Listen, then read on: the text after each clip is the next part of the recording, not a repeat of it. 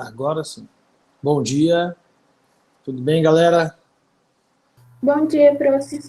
Bom dia. Bom, tá todo mundo já aí, né? Vamos começar então. Ver se hoje eu consigo fechar esse assunto aqui com vocês. Ou ir mais longe possível aí, vamos ver. É às 9h40 tem tempo. Então a gente tinha parado aqui na aula passada, né? No PIB. Então, Produto Interno Bruto do Brasil. Então, a gente está falando da política econômica brasileira. A gente falou bastante, falando bastante coisa na semana passada, né, sobre política econômica brasileira. A gente vai falar mais ainda, né, vai entrar alguns assuntos ali para a gente poder analisar, né, ver, citar alguns exemplos, né, de políticas econômicas aí adotadas, principalmente pelo governo atual, porque é o que a gente tem como base, né. Mas a gente pode também falar um pouquinho dos governos anteriores para a gente relembrar, né, tá? Então aqui, ó, indicador, né, do tamanho da economia brasileira, então é o PIB, aí ele que mostra o tamanho dessa economia. Nós temos três setores econômicos, como vocês bem sabem, setor primário, secundário e terciário. Primário produz no campo, né, e também as atividades extrativas, a atividade extrativa mineral, por exemplo, né, então, as atividades extrativas também entram nesse setor primário da economia brasileira. Aí nós temos o setor secundário, que são as indústrias, né, e o setor terciário, que são os serviços e os bens de consumo ali que a gente utiliza, né, no nosso dia a dia, tá? Essa diversificação econômica brasileira, ela tem início lá atrás, né, ela já tem um certo tempo, mas também assim não é tão antiga, né? Então a nossa diversificação econômica está ligada ali a partir de 1930 com Vargas no poder. Então é aí que nós temos um incremento no nosso PIB, porque antes do Vargas, antes de 30, o PIB brasileiro era ligado ao campo, então somente atividades agrícolas, né? E aí depois da chegada do Vargas no poder é que a gente tem ali uma mudança na nossa configuração econômica, né?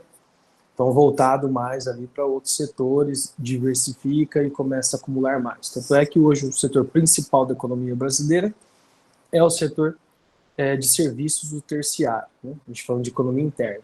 Agora, para poder comercializar com outros países, aí é o setor primário, é o que a gente mais vende hoje, né?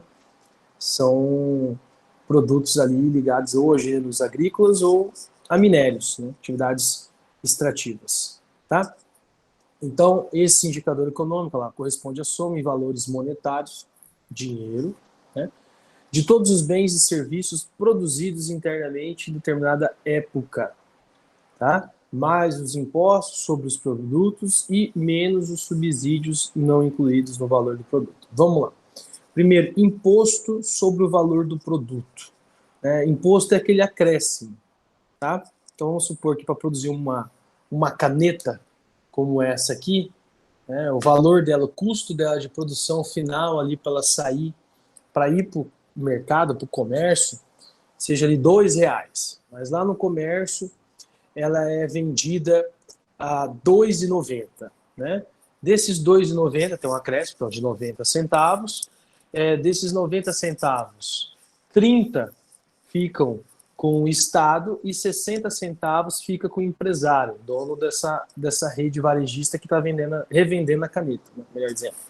Então é assim que funciona. Esse é o imposto. Então o imposto, o Estado pega uma fatia, o Estado que eu digo, o governo, né? Então o governo pega um pedaço, uma fatia, e o estabelecimento, né, que está redistribuindo esse produto também pega ali uma percentagem, né, um valor, tá? E assim é que nós chegamos a esses impostos, tá? O que são subsídios? Subsídios são isenções, isenção fiscal, isenção de imposto por parte do Estado, né? Redução do custo da matéria-prima, possibilidade de empréstimos bancários, esses são subsídios. Quem é que faz isso? O Estado.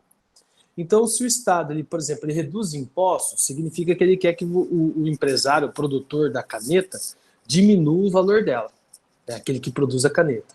Então, se ele reduz o imposto lá em 30 centavos, significa que ele não vai cobrar mais lá os 30 centavos no produto final. Ele está reduzindo. Significa que essa caneta vai ser produzida lá ao mesmo custo, R$2, e revendida a 60 um pouquinho mais barata, né? Essa é a ideia do subsídio, né? Se ele der mais subsídios, bom dia. Se ele der mais subsídios, ele vai reduzindo ainda mais, né, do custo final dessa produção. Essa é a ideia do Estado, tá? Então o Estado ele vai subsidiando esses produtores. É óbvio que eu estou falando. Oi. O senhor pode explicar de novo os subsídios, que eu não entendi muito bem. Vou falar deles. Então, olha só, o Estado, o governo, pode ser o governo federal, o governo estadual, né, até o municipal, são eles os responsáveis por criar aí os subsídios, tá? Então, o que é um subsídio? Vamos supor que você tem uma propriedade rural, uma fazenda, e você produz aí soja na sua fazenda, tá? Só que você precisa comprar maquinários, né? E você está sem condição porque você não vendeu ainda a sua safra que você colheu. O que você faz? Você procura um órgão do governo para poder te emprestar ali um crédito, um dinheiro, para que você compre uma máquina, né? Geralmente vai ser o Banco do Brasil, né? Que é o banco ali ligado ao governo, ou a Caixa Econômica Federal. São os bancos ligados ao governo. Aí você vai lá, vai fazer um pedido, uma solicitação. Por você ser um ruralista, um produtor rural no caso, o banco vai liberar uma linha de crédito para você, especial. Isso é um subsídio, empréstimo, tá? Aí você vai lá, pega esse empréstimo e compra a máquina, a colheitadeira que você queria e coloca lá na sua propriedade rural.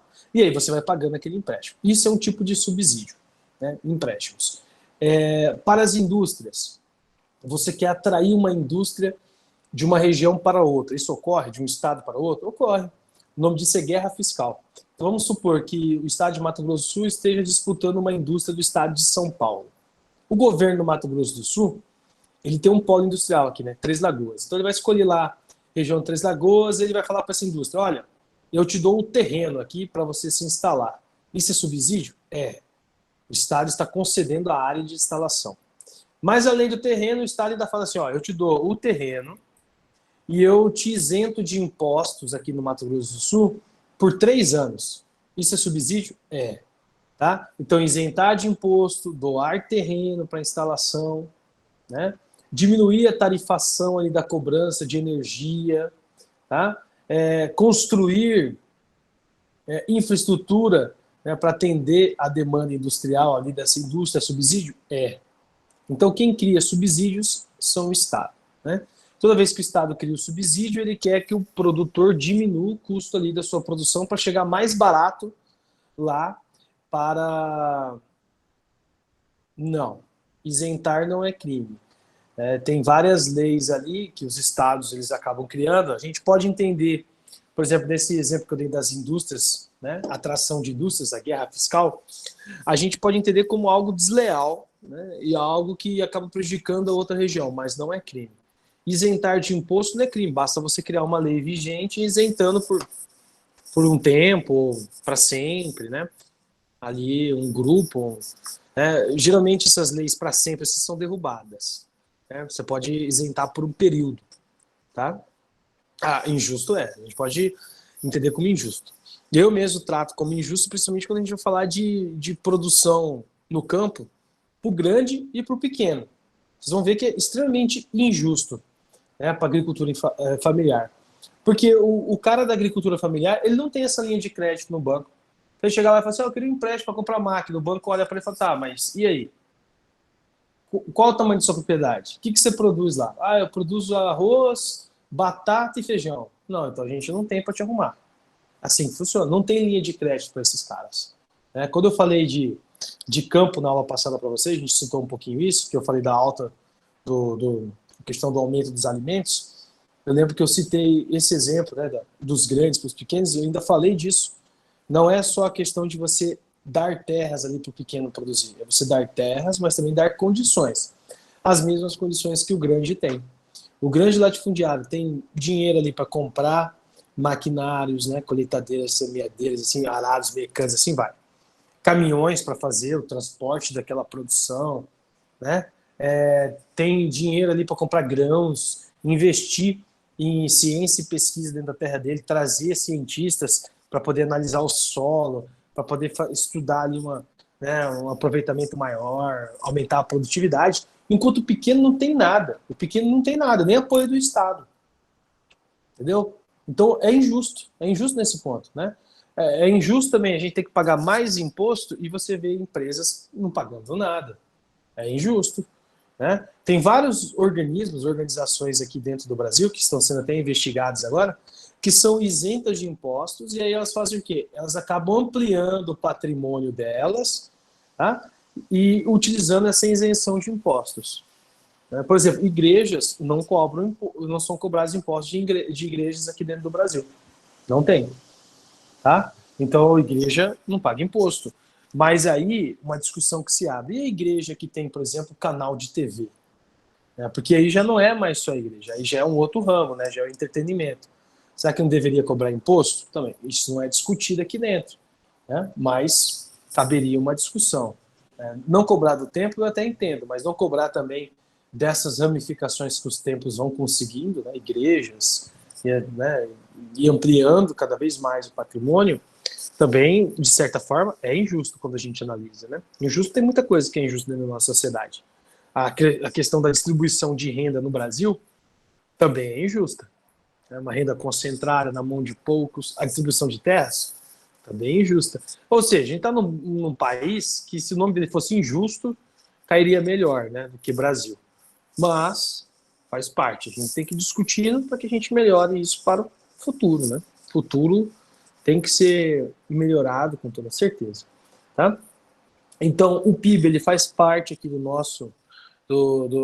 nossas estatísticas, né? Então, por isso que ele está inserido aqui dentro de uma análise do IBGE, tá? Então, o IBGE que vai analisar aqui o nosso produto interno bruto. Então, ao final de um ano, o IBGE analisa o que lá? Tudo que nós comercializamos no mercado interno, tudo que nós vendemos para fora, exportamos, e tudo aquilo que nós importamos, né? Então, ele vai analisar também balança comercial. E aí ele tira dali um extrato positivo ou negativo, né, de tudo aquilo que nós produzimos aqui dentro. Tá? Então, por isso que a gente analisa, às vezes, e vocês pegam na TV falando de balança comercial, falam, nossa, o que é balança comercial? Aí fala, vendemos tantas toneladas de soja, de minério de ferro para fora, né? E a gente vende mesmo toneladas e toneladas ao longo de um ano. Só que aí, se a gente importa muita tecnologia de fora, essa balança já ficou desfavorável. Isso aí já vai implicar diretamente no PIB. E aí o nosso PIB, ao invés de ser um PIB grande, acaba sendo um PIB pequeno, como foi do ano passado. Né? Do ano passado foi 1,1. Por isso que ele ficou apelidado de PIBinho, né? o nosso PIB. Tá? Foi o menor da série histórica desde 85, que é aquela mudança, né, do poder dos militares para o governo civil. Tá? Então aqui na contagem do produto interno, exclui-se da conta todos os bens de consumo intermediário, né? Considera-se ali apenas bens e serviços finais. Tá? Esse é outro ponto também interessante. Né? Isso é feito com o intuito de evitar aqui a dupla contagem, cujos valores gerados na cadeia de produção aparecem contados duas vezes na soma do PIB. Então, bens, o bem produzido é contado. E o serviço final, né? Comércio finalizado, a venda do comércio. Tá? Então, bens de consumo intermediários, que seria ali revenda, isso o meio passando ali por várias revendas, não é contado, porque senão você acaba duplicando o PIB, aí você vai ter um PIB totalmente diferente lá no final. Né? Às vezes você tem um PIB muito positivo e, na verdade, ele é uma contagem errada. Tá? Por isso que pega ali os bens no total e serviços finais. Tá? Análises feitas ali a partir do PIB. A partir da performance do PIB, pode-se fazer ali várias análises, tais como, primeiro, evolução do PIB no tempo, né, para comparar ali o desenvolvimento dele ano a ano. Isso a gente faz, a gente compara. A gente, por exemplo, em 2006, foi o maior PIB que nós já tivemos, né, na nossa história. Tá? que bateu ali quase 8%, né? Então, muito alto.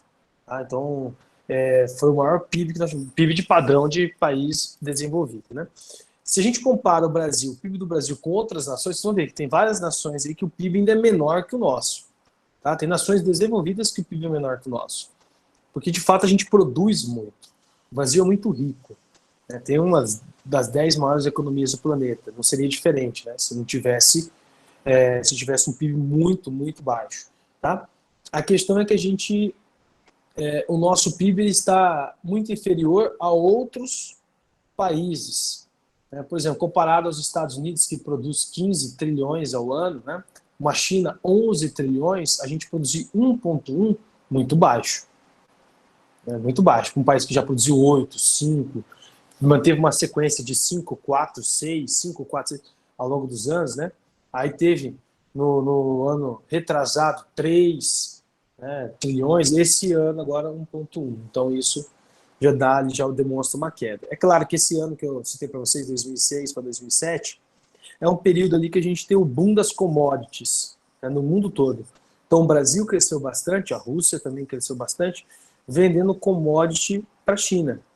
Só que aí essa competição ela aumenta, né? E aí a tendência é o mercado oscilar mais, conforme as crises econômicas vão ocorrendo, e foi isso que aconteceu, e o preço dessas commodities vão baixando. Então a safra, por exemplo, a saca ali da soja diminui o valor, o barril do petróleo vai diminuindo o valor, né, e a gente vai sentindo isso, vai reduzindo, né, o nosso PIB, porque nós somos um país exportador de matéria-prima, não de indústria, né, não de indústria avançada de tecnologia.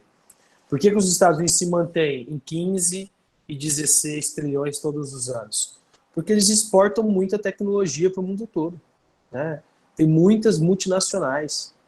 Tá? Então, exporta muita tecnologia automobilística, muita tecnologia de computação, melhor dizendo, telecomunicação, né? Porque aí entra celulares e computadores. Tá? Então, eles detêm essa tecnologia. Por isso que o PIB deles é sempre muito positivo. Aí você fala, então os Estados Unidos é o mais rico mesmo, né? Você falou que ele bateu 15 trilhões no último PIB deles. Sim. Só que a dívida americana é que acaba prejudicando eles. Né? Porque eles têm um PIB anual de 15 trilhões, mas a dívida externa deles é de 300 trilhões. Então é muita grana.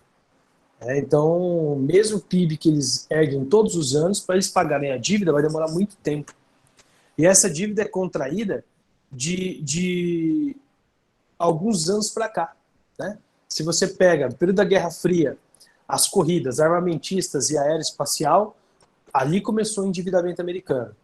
Né? Depois, a guerra, né, do Iraque, a guerra contra o terrorismo, aumenta também a dívida americana. Aumentou de tal forma que em 2012 os Estados Unidos ele acabou com as viagens espaciais, por exemplo. Foi um dos motivos que fizeram que os Estados Unidos parassem com as atividades, né, de viagens espaciais. Não se produziu mais ônibus espacial levando ninguém para lá, né, para o espaço. Isso é um dos motivos. Ele cortou de várias áreas. Né? A crise de 2008 acabou acarretando ali do corte de custos da NASA. Só que ele se viu obrigado a retornar essas corridas espaciais esse ano, porque a China não parou, a China não entrou em crise, a China não tem dívida externa, não deve ninguém, a China só crescendo, né?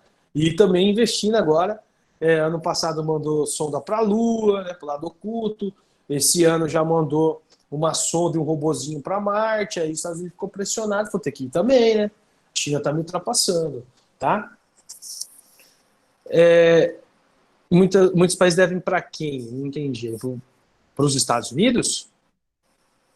Foi isso, Isa? Eu não consegui pegar ali a sua pergunta. Não, na verdade é assim. Os Estados Unidos emprestava dinheiro no passado, né? Mas depois lá do fortalecimento daquelas duas organizações internacionais, o FMI e o BIRD, né, que depois virou o Banco Mundial, tá? Os Estados Unidos não empresta mais dinheiro. Né? Ele pode ali abrir parcerias, acordos, né? Isso existe, tá? Os Estados Unidos hoje, ele quantia assim, de capital emprestando, não. Quem faz empréstimo para países na atualidade é o FMI e o Banco Mundial. Então, quando você pega um empréstimo do FMI, você utiliza aquele dinheiro, mas você tem que pagar a dívida, né? Você vai pagando juros até que chega ali o momento de você pagar a dívida externa. Se você não paga, aí você entra numa condição, né? Que é aquela condição que a Argentina entrou há 2 anos atrás. A condição de país devedor, também conhecido como país caloteiro, deu calote na dívida externa. Daí que veio o termo calote. Então, a Argentina virou uma caloteira, né? Os Estados Unidos ele emprestou muito dinheiro no passado e hoje tem muita parceria econômica, acordos militares, né? Aí sim, mas emprestar dinheiro não.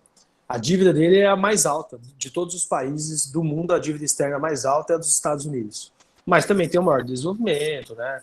Essa dívida aí não vai afetar em nada o desenvolvimento econômico deles, tá? É o que mais é o topo, né? O primeiro ali país, é o primeiro país da lista, é o que mais tem desenvolvimento econômico, né? É o que mais tem desenvolvimento tecnológico, social, de armas ali tudinho, né?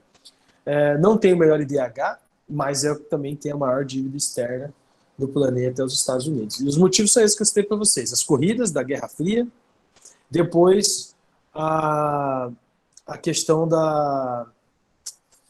Acabei de citar aqui, a guerra ao terrorismo, né? A partir de 2003 ali começa no Iraque. Alguém colocou: a China não deve ninguém? Não. A China não pegou empréstimos, a China não tem dívida externa, tá? E aí alguém perguntou, como ela conseguiu?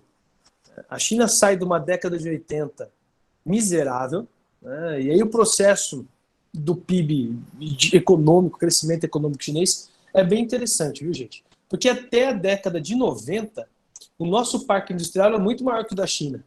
A nossa economia era muito melhor que a chinesa. E aí, depois da década de 90, ela começou a crescer e não parou mais.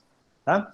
Mas a China é assim: em 49, Mao Tse-tung toma o poder, uma coisa que ele impede ali é a acumulação de capital. Né? Já começa ali: não acumula-se capital, não tem multinacional, né? O cara era centralizador, né? E fica assim, de 49 até 74, que é quando ele morre.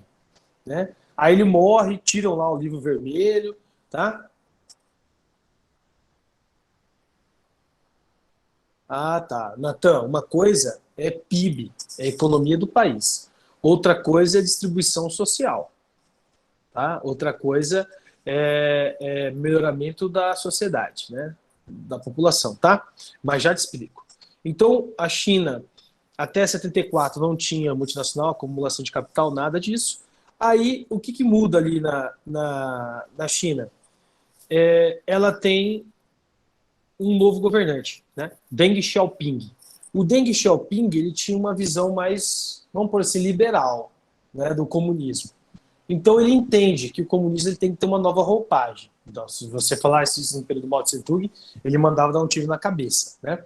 Mas o Deng Xiaoping não, ele é mais liberal nessa parte econômica. Então ele fala: vamos criar uma zona econômica especial para poder receber multinacional. Continuou sendo a política comunista, mas a gente vai criar uma zona e só nessa área que vai poder receber multinacionais. E ele cria as chamadas ZES, né, Zonas Econômicas Especiais, que fica no litoral da China. Tá? E lá começam a chegar as multinacionais. Na década de 80 vai ter um acontecimento, né, que é o conflito ali da Praça Vermelha. Tá? Muitos jovens vão acabar sendo assassinados porque eles estavam lutando por mais liberdade, né, mais democracia, mais direitos, e aí o exército comunista vai lá e esmaga aquela revolta, mata aquelas pessoas. A China ela vai ser denunciada na ONU, né? E aí o que acontece? Os países começam a embargar a China. Acaba a política econômica com a China, que estava aumentando com o Deng Xiaoping. E aí a China sofre esses embargos e ela vai pedir um socorro aonde? No continente africano. Os países africanos continuam, né? Revolta da Praça Vermelha. É lá que tem o conflito, né? E aí os países africanos é que vão começar a acreditar na economia chinesa. Era uma parceria. O chinês chega e fala: ó, acredita na gente, investe na gente, de nada isso. E aí a gente vai ajudar vocês a crescerem também. Não como os europeus fizeram, mas vamos investir em vocês no futuro. A África continua, vai comprar muito do chinês, tanto é que até hoje você encontra muitos produtos chineses dentro do continente africano. É hoje mais ainda, né? Porque hoje a China está inserida lá. Então, quem contribui para que a China não parasse o seu crescimento econômico é a África. Então, o continente africano compra da China e permite que a China extraia dali os recursos naturais. Né? E aí, na década de 90, há uma mudança. O Deng Xiaoping sai do poder, quem assume é o Xintao, né? Xi Jinping, e ele amplia essa política econômica aí com outras nações. E aí começa mesmo a industrialização massiva da China. No início dos anos 2000, um novo, sim, instável, politicamente, né, principalmente politicamente, mas o governo chinês conseguiu acordo com várias nações. A China está presente em vários territórios do continente africano. Dos 50 países lá, 54 agora, né, que existem no continente africano, a China está presente em quase todos eles. A política chinesa com os africanos deu muito certo. Até com governos autoritários que matam lá milhares de pessoas, o governo chinês tem parceria. Extração de diamante, petróleo, bauxita, cassiterita, a China tem parceria. Ela supriu uma área que era da Europa. Ela tomou aquele território. Tá? E aí, na década de 90, há uma mudança. O Xintao sai, quem assume é o Xi Jinping, que é o atual presidente, né? Ficou até os dias de hoje. Tá? Então, o Xi Jinping ele entra no início dos anos 2000 e ele amplia essa ideia de industrialização, de consumo também de matéria-prima de outras nações, como é o caso aqui do Brasil, da América Latina, no contexto geral, né? E da Austrália. Então, começa a comprar muito minério do Brasil e da Austrália, compra muito petróleo do Oriente Médio, do continente africano e do Brasil, começa aquela revolução, né? E logo a China começa a receber também multinacionais da Europa, que veem na China, enxergam na China uma possibilidade de crescimento econômico. Por quê? A China tem muita mão de obra, tem uma economia liberal, né, aberta, recebe multinacionais. Mas e a política? A política deles não é como... mas a política não interessa. A multinacional não está olhando a política do país. A multinacional está olhando se ela pode acumular capital. Entenderam? Então, começa a atrair essas multinacionais. Atraiu tantas multinacionais que atraiu a maior multinacional do planeta, né? A Apple. A Apple produz na China. O seu aparelho celular está escrito aí. O design é da Califórnia, mas a produção é na onde? Na China. Então a China produz para todo mundo. A Nike foi para lá, a Adidas foi para lá, Puma foi para lá, Apple foi para lá. A própria Samsung, que é da Coreia do Sul, foi para a China, né? Que historicamente a China apoiou a Coreia do Norte, produz lá na China. E aí desloca esse produto para o mundo todo. A Microsoft, a sede dela, né? Mas a Microsoft também tem produção na China. Tá? Então tem diversas empresas hoje, as grandes empresas que nós conhecemos de telecomunicações, todas elas estão produzindo em indústrias chinesas. Aproveitando o que de lá? Aproveitando os recursos naturais, aproveitando a grande demanda de mão de obra, tá? E uma coisa que a gente aprendeu, né? Que é a fragmentação do trabalho, terceirização desse trabalho. E aí já não é nem mais multinacionais, já são as transnacionais. Então, as empresas nem gastam mais com instalação de indústrias, construção de indústrias. Elas contratam essas indústrias para produzir aquele projeto que elas querem. Né? Trabalho fabril chinês. Não peguei o final, manda de novo aí. Pode copiar e colar isso aí. Que falou para eu mandar real. Vai, fala aí. Pode mandar. Eu não consegui pegar o final. Tem trabalho escravo? Olha, vou te falar, viu, Isa? Até onde a gente sabe, trabalho escravo, não. Mas é análogo à escravidão. Paga-se ainda, em relação a outras indústrias, em outras regiões do planeta, paga-se muito pouco, tá, aos trabalhadores chineses. Até porque você tem uma grande demanda, né? Não faz sentido você pagar bastante. Tá? A China, ela não compra mais muita tecnologia.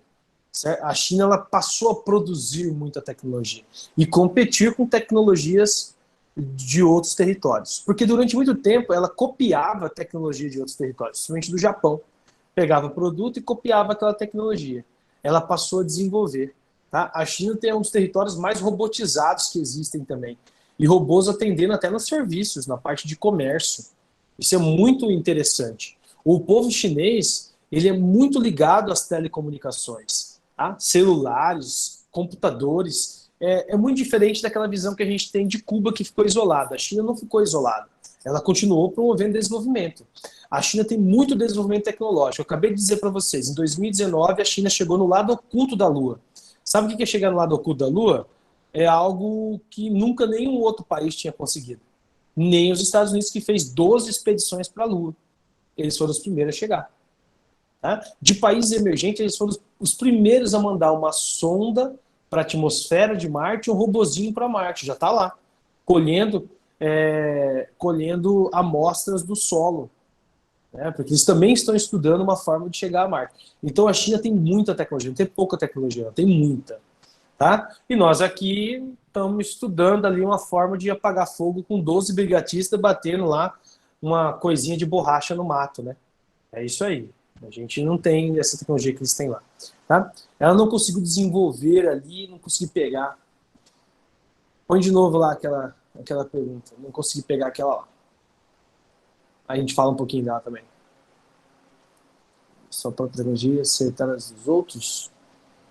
Sim, ela consegue, ela tem a tecnologia dela. É que ela produz tecnologia para os outros também. O espaço chinês é tão grande, tem tanta população, nós estamos falando da maior população do planeta, que ela pode receber indústrias de fora, né, para produzir o produto daquelas indústrias e tecnologia de fora também. Tá? E dali, e ela produz a tecnologia dela. Tanto é que hoje, vocês sabem, tem um celular aí que está no mercado, que a tecnologia dele é muito boa, ele está competindo aí com o Samsung e com a Apple. Só não vou falar o nome dele aqui porque eu não sei pronunciar direito. Mas vocês já estão sabendo qual é, né? Muito tecnológico também. Tá? Então, eles estão ali equiparando, né, essas disputas, acho que é Xiaomi, né, ou Xiaomi, não sei. Eles estão equiparando ali as disputas de poder tecnológico também com o mundo todo. Sem falar que tem um dos maiores exércitos do mundo, né, não tão bem armado quanto o americano, mas de quantidade, contingente de tropa. Então também é uma potência bélica. Basta lembrar que no começo do ano passado, a gente só falava de guerra contra a Venezuela, não era? Aqui no Brasil, que a gente apoiava os Estados Unidos contra a Venezuela. A Rússia se posicionou do lado da Venezuela, a China também. A guerra parou ali, não se falou mais de conflito. Tá? Aí você vai me perguntar assim, mas e por que a política chinesa é comunista e a economia é capitalista? Existe isso? Existe, então, uma administração mista? Para os chineses, não. Né? Na visão deles, eles continuam sendo comunistas, mesmo a gente sabendo que eles são um dos mais capitalistas do planeta hoje. Né? Que é a tal da economia socialista de mercado. Esse é o nome do sistema deles. E por que a gente tem que sempre lembrar o nome? Porque possivelmente a gente vai ter que adotar eles, né?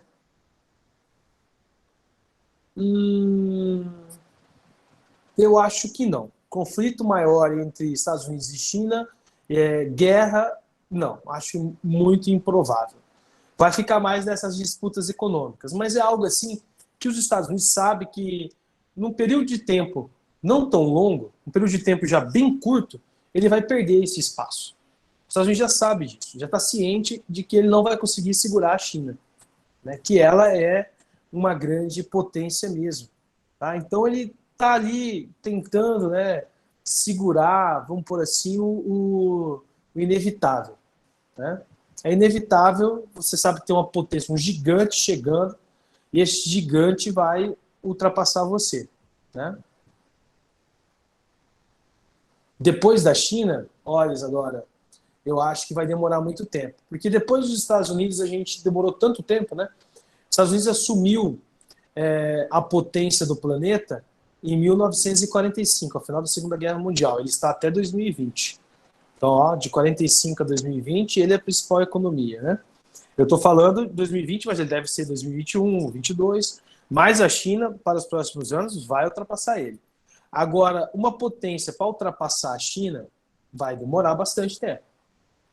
A não ser que algo aconteça, né, no território chinês, para que diminua o crescimento econômico deles. Olha só, no período da pandemia foi o país que mais cresceu no meio dessa pandemia. A crise pandêmica começa lá, mas eles souberam contornar, tiveram 4 mil mortes só. Né? Só 4 mil mortes, enquanto a gente aqui, que foi um dos últimos territórios a chegar, teve 135, né? Já está em 137, se não me engano. Então, chegando a 140. Os Estados Unidos está quase em 200. Tá? Sim, todo mundo subestimou a China, e essa ideia de que o comunismo, né, ele tira, ele não distribui. E agora eu vou entrar naquela questão da parte social, né, que alguém tinha comentado ali da parte social, porque que crescimento, com tudo isso de crescimento econômico, a população é muito pobre. Olha, isso é algo muito comum da gente entender, e bem facinho também da gente compreender. Né? Por que a China tem um crescimento econômico tão alto, né, e a população é tão pobre? Porque a gente está falando de economia de um país. Né? E se a distribuição, né, ela não ocorre de forma igualitária, a pobreza vai perpetuar ali dentro da China. Só que algo a gente tem que... Isso, desigualdade econômica. Né? Só que algo a gente tem que dizer. Muita coisa tem mudado na China, sim. Tá? Economia socialista de mercado, o nome da política econômica deles. Que a gente tem que anotar mesmo, porque possivelmente o Brasil vai adotar isso aí também mais para o futuro. Né? Já que a gente segue sempre aquela potência hegemônica. É ela que dita o nome do modelo econômico, é ela que dita o padrão econômico mundial. Então, se a China se tornar a potência, ela que vai criar o padrão econômico dela. Lembra que o neoliberalismo foi criado pelos Estados Unidos. E a gente segue ele até hoje, criado na década de 70. Tá? Então, assim, o governo, o Estado, é muito rico, mas ele não consegue distribuir para toda a população. Nós estamos falando de 1,3 bilhão de habitantes. Bilhão de habitantes. Segunda maior economia do planeta. Né? Então você tem ali quase 1,5 bilhão de pessoas para receber renda, né, para poder melhorar a qualidade de vida. Eu não estou aqui garantindo, mas se seguir o padrão, né, da Europa, dos Estados Unidos, daqui umas décadas, a China vai conseguir melhorar a qualidade de vida da população, sim. Isso já tem, né, mostrado. Tá? Então, assim, tem melhorado, tá, a qualidade de vida da população. Né? Partidos políticos na China? Não tem. Só tem um partido político lá, que é o Partido Comunista, PCC. Lá é um partido só, e dentro deles eles escolhem. Aqui no Brasil, partidos políticos aqui tem vários. Existem vários. Mas qual que é a relação? Eu não entendi. Partido político com relação com a China? Tipo assim, que o senhor falou que provavelmente a gente vai seguir o modelo, e aí isso tem até hoje, né? Fica falando, China é isso. Sim, não. Eu tô provável que vai ter bastante disso.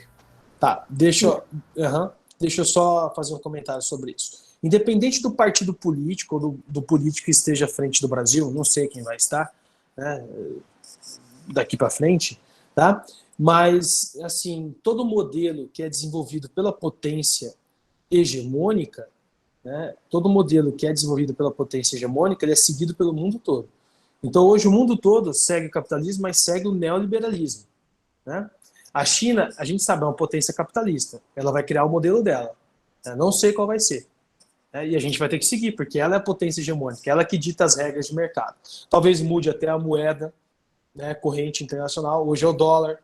Pode ser que para o futuro mude isso aí também. Né? Seja a moeda chinesa. A gente não sabe ainda. Tá? Então, assim, nós estamos passando por um período, a nossa geração está passando por um período que é histórico. Né?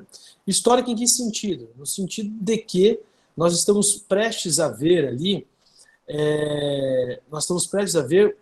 um país ultrapassar a maior potência econômica durante muito tempo, de 45 até os dias de hoje, né? E ela ser uma potência ali econômica que, na sua base, é contrária ao capitalismo, que é o comunismo, né? Porque ela ainda é comunista, principalmente na política, né? Na economia não mais.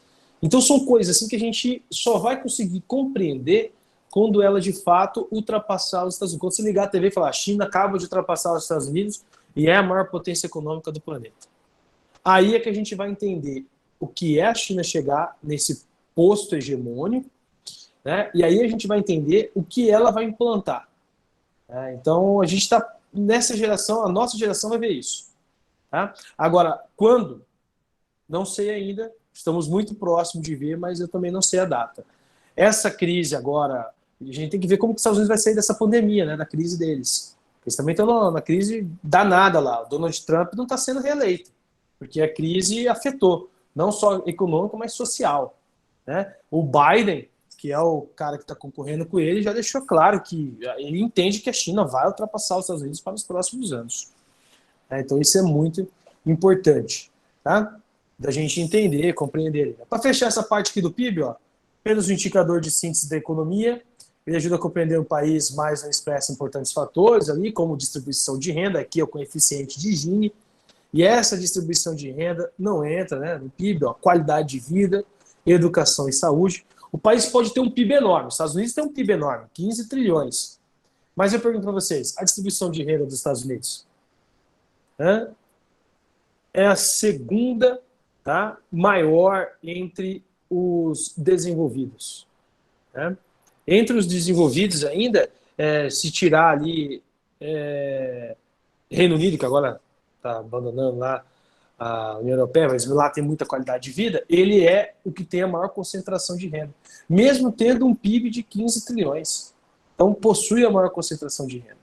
Por isso que nos últimos anos, dentro dos Estados Unidos, aumentou a quantidade de pessoas sem casas, de miséria, de fome lá dentro. Dos desenvolvidos é o que tem ali um dos indicadores hoje, né, que apresentam os indicadores mais baixos entre aqueles que estão no topo lá da hegemonia econômica mundial. Aí você fala assim, por que os Estados Unidos têm a maior economia do planeta e não tem o melhor IDH, por exemplo? Porque não tem distribuição de renda. Entenderam? Tem vários setores lá dos Estados Unidos, por exemplo, não tem saúde. Os Estados Unidos não tem uma saúde pública como tem o Brasil. Né? O Brasil tem o SUS, lá não tem. Imagina se não tivesse o SUS aqui para essa pobreza e miséria nesse período da pandemia. Pô, se morreu 140, ia morrer 350 fácil aqui. Né? Então seria bem pior. E a gente tem saúde pública. Que aí tem a questão dos cortes de gastos que o neoliberalismo impõe, que acaba quebrando esses setores. Né? Então, lá, um país tanto pode ter um PIB pequeno e ostentar altíssimo padrão de vida, como registrar um PIB alto e apresentar um padrão de vida relativamente baixo. Né? PIB alto, China. Padrão de vida baixo, baixíssimo. A gente está falando, está melhorando a qualidade de vida. Eu disse, para as próximas décadas, essa qualidade de vida vai melhorar ainda mais, para as próximas, não agora. Né? PIB do Brasil em 2019, 7,3 trilhão, né? Último trimestre ali, 2020, o valor, então nós tivemos ali, esse aí o último agora, já mais atual, né? Só que aí você pega a diferença desse PIB, né? E aí tira lá tudo que a gente gastou, né, de importação, tudo, aí a redução desse 7 cai para 1, por isso o PIB que eu disse para vocês, tá? Na aula que vem, eu vou falar da renda per capita, e aí já entra numa questão mais social, que é a distribuição de renda, com vocês, para a gente poder falar mais um pouquinho desse assunto, tá? E aí eu quero que vocês vão acompanhando aí esses assuntos mais atuais. Quem tiver dúvida com alguma região também, a gente está falando de economia, pode pegar, a gente falou da China hoje, mas pode trazer outras também. A gente pode falar mais dos Estados Unidos, a gente pode falar da Europa. Vocês podem ir trazendo, podem vendo, pesquisa, dá uma olhada, um país que você gosta, dá uma olhada lá. Né? Tem gente que gosta da Grécia. Aí quer entender por que a economia da Grécia é tão quebrada, né? Por que a Grécia faz parte lá dos PIGs, por exemplo, da Europa, país que não cresce economicamente? Aí traz lá, vamos discutindo, vamos falando aí da economia, porque a gente vai fazendo a relação com o Brasil, e aí fica melhor para vocês entenderem. Né? Então hoje a gente falou bastante da China, eu falei de outro país hoje, os Estados Unidos comparando com a China, né? Então a gente vai entendendo assim. Beleza? Fechou, galera? Põe o nome na chamada aí. Põe o nome na chamada aí que eu vou ter que... Já vamos encerrar. Eu tenho que ir lá para outra turma. Qualquer dúvida que vocês tiverem também, vamos mandando, tá? Às vezes vocês viram um assunto, ficou com a dúvida, não conseguiu entender, me manda mensagem lá que eu vou respondendo para vocês. Hoje eu lembrei de tudo, eu lembrei de pôr para gravar, lembrei da chamada. Nossa, eu tô demais, velho. Põe o nome na chamada aí. Deixa eu continuar aqui. Tchau, prof. Até semana que vem. Tchau, gente. Muito obrigado, tá? Tchau, Valeu pela prof. presença. Excelente semana para Tchau, vocês. prof. Boa Tchau, tchau. semana. Boa Até semana que semana. vem. Até segunda. Segunda estaremos aí. Põe o nome aí, todo mundo. Acorda aí, hein? A galera fica dormindo aí, esquece de pôr o nome na chamada. Aí me manda depois. Ai, não consegui colocar lá. Põe o nome na chamada aí.